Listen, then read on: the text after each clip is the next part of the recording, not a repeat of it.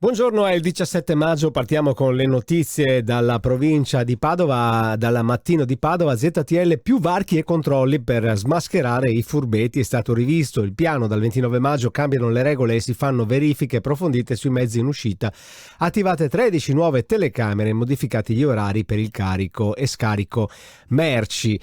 Sotto c'è la fotonotizia di un incidente Cittadella, muovere a 62 anni dopo lo schianto frontale. Vedete la foto spiega molto bene quello che è successo.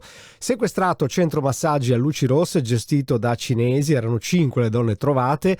E poi tante altre notizie. Malore fatale in Messico, era in viaggio per lavoro. Le notizie della politica in alto, centro-sinistra, boom a Vicenza, ma la Lega fa festa a Treviso. Poi andremo a vederlo anche nelle altre notizie. Gli studenti del Bo resistono in tenda, ora la ministra. Su Gazzettino, visite ed esami medici, 234.000 in lista d'attesa. Poi ancora una foto del professor Gerosa con quel cuore fermo ripartito, una grandissima commozione, se ne parla anche oggi. Vedete che anche il Gazzettino dedica una finestrella all'Inter che si conquista la finale di Champions. E autonomia, bozze e misteri, caos e polemiche in Senato dopo la pubblicazione sui social di uno studio che boccia la riforma. Errore tecnico, dicono loro, vabbè, ma sono le notizie di carattere nazionali. Si parla molto anche di Emilia Romagna, che il Gazzettino dedica la fotonotizia alle persone che sono in fuga dall'acqua.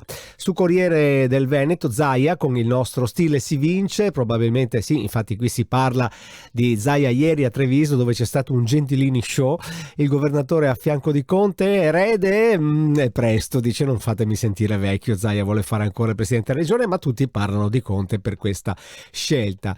Nella fotonotizia c'è Cindy, una sindaca albanese. Pieve era diffidente, dice, poi mi ha dato tutto, una ragazza molto bella, spigliata, che tra l'altro ha dimostrato di saperci fare moltissimo in politica ed è stata premiata. San Stino, un caso, il saluto fascista della consigliera, si parla di questa cosa, il sindaco la invita subito a dimettersi. E case uffici, nuovo quartiere al porto. Si parla di Venezia. Andiamo a vedere invece, per quanto riguarda Padova, anche una finestra su il nostro TG Plus, la pagina naturalmente del nostro portale. Un sequestro immobile a luci rosse, vedete anche qui c'è una bella notizia lunga. Noi abbiamo pubblicato anche la cartina della ZTL dal 29 maggio, nuove regole, poi sono stati interventi di carabinieri, cioè per una lite, poi alla fine hanno trovato droga dappertutto. E l'Appe che fa il punto sulla pioggia di maggio, pubblici esercizi sono in crisi perché effettivamente i plateatici non lavorano. È tutto per Padova.